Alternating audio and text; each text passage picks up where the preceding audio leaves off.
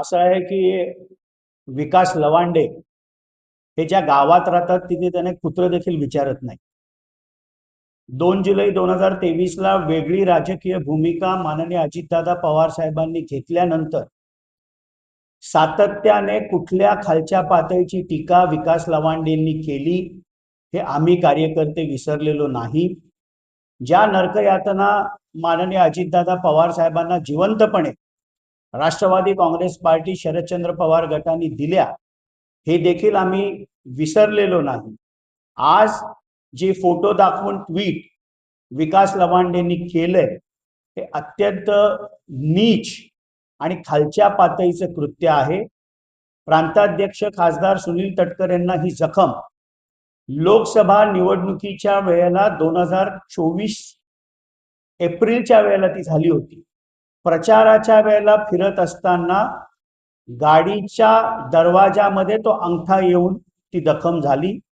ज्यांनी त्या गाडीचा दरवाजा लावला ॲडव्होकेट प्रवीण ठाकूर यांनी स्वतः एक व्हिडिओ रिलीज करून याबाबतची संपूर्ण माहिती दिली आहे. त्या व्हिडिओमध्ये ते असं म्हणतात की माझ्या वडिलांच्या समाधीस्थळावर माननीय प्रांताध्यक्ष खासदार सुनील तटकरे साहेब गेले होते. मला ते कळल्यानंतर मी त्यांची भेट घ्यायला गेलो. रस्त्यामध्ये आम्ही दोघं जण भेटलो. ते त्यांच्या गाडीतनं उतरले, मी माझ्या गाडीतनं उतरलो. आम्ही एकमेकांशी बोललो आणि ते गाडीत परत बसत असताना मी गाडीचा दरवाजा लावला आणि त्यांच्या अंगठ्याला ती दुखापत झाली. 6-7 टाके त्या अंगठ्याला त्यावेळेला पडले आणि त्यावेळेला ते शिवसेनेचे उमेदवार अनंत गीते यांचा प्रचार करत होते हे देखील त्यांनी त्यांच्या व्हिडिओमध्ये स्पष्ट केले. त्यामुळे विकास लवांडे आपण प्रांताध्यक्ष खासदार सुनील तटकरे साहेबांची माफी मागावी, अन्यथा कायदेशीर कारवाई तुमच्यावर केली जाईल.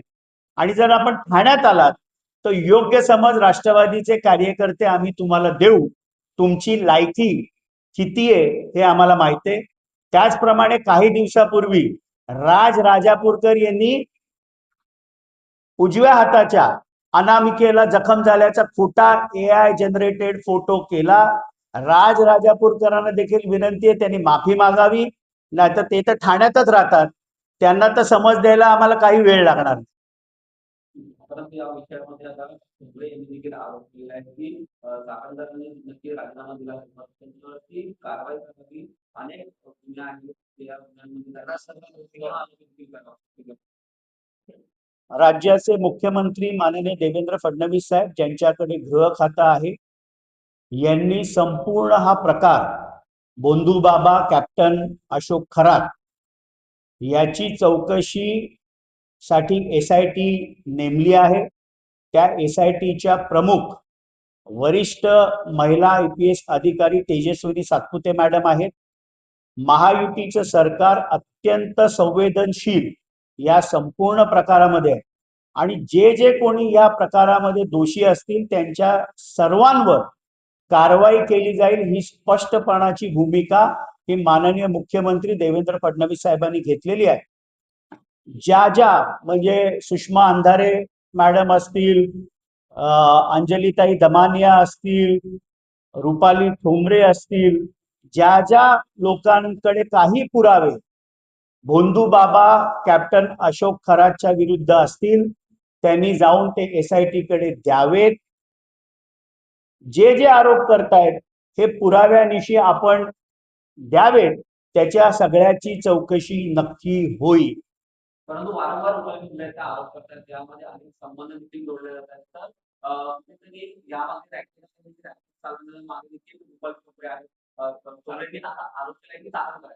असं आहे की राष्ट्रवादी काँग्रेस पक्षाची स्पष्ट भूमिका आहे की महिला आयोगाच्या अध्यक्ष म्हणून रुपाली चाकणकर यांनी आमच्या राष्ट्रीय अध्यक्ष राज्याच्या उपमुख्यमंत्री सौ सुनेत्राताई पवार यांच्याकडे आपला राजीनामा दिला. त्यांनी तो राज्याचे मुख्यमंत्री देवेंद्र फडणवीस साहेबांनी त्याच्यावर कारवाई करावी म्हणून तो पुढे देण्यात आलेला आहे.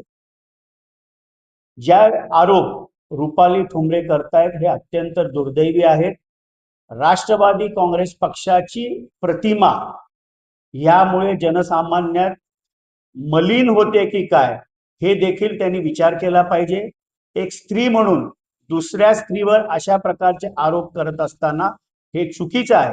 कारण रुपाली ठोंबरे देखील राष्ट्रवादी काँग्रेस पक्षाच्या एक पदाधिकारी आहेत आणि पक्षातलं आपलं म्हणणं त्यांचं काही असेल तर ते सुनेत्राताई पवारांकडे जाऊन त्या मांडू शकतात.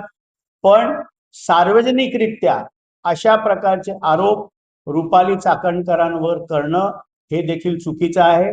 आपल्याकडे जे काही पुरावे असतील ते जरूर त्यांनी SITला द्यावे. वेगळी राजकीय भूमिका घेतल्यानंतर अत्यंत मेहनतीने माननीय अजितदादा पवार साहेबांनी हा पक्ष उभा केला. विधानसभेमध्ये अभूतपूर्व असं यश राष्ट्रवादी काँग्रेस पक्षाला मिळालं. त्यांच्या आकस्मिक दुर्दैवी निधनानंतर आमच्या राष्ट्रीय अध्यक्षा सौ सुनेत्राताई पवार ज्या राज्याच्या उपमुख्यमंत्री आहेत, हा पक्ष पुढे नेण्याचा प्रयत्न करत असताना आपल्या वक्तव्यांमुळे पक्षाची हानी होईल, पक्षाचं नुकसान होईल अशा कुठल्याही प्रकारचं वक्तव्य करण्यापासून रुपाली ठोंबरेंनी ह्या थांबल्या पाहिजे. कारवाई करण्यात येणार का पक्षाकडून? कारण वारंवार असं आहे की पक्ष त्याबाबतचा निर्णय नक्की घेईल. त्यांच्याकडे बोंधू बाबा, कॅप्टन अशोक खरात बाबत जे जे पुरावे असतील ते त्यांनी SITला जरूर द्यावे. पीडित शोषित महिलांना न्याय मिळाला पाहिजे. बोंधू बाबा, कॅप्टन अशोक खरातवर कडक कारवाई आणि त्यांना मदत करणारे मग ते अधिकारी असतील, राजकीय पक्षाचे कार्यकर्ते असतील, या सर्वांवर कारवाई निश्चित होईल. पण सार्वजनिक स्वरूपामध्ये आरोप करणं हे रुपाली ठोंबरेंनी देखील थांबवलं.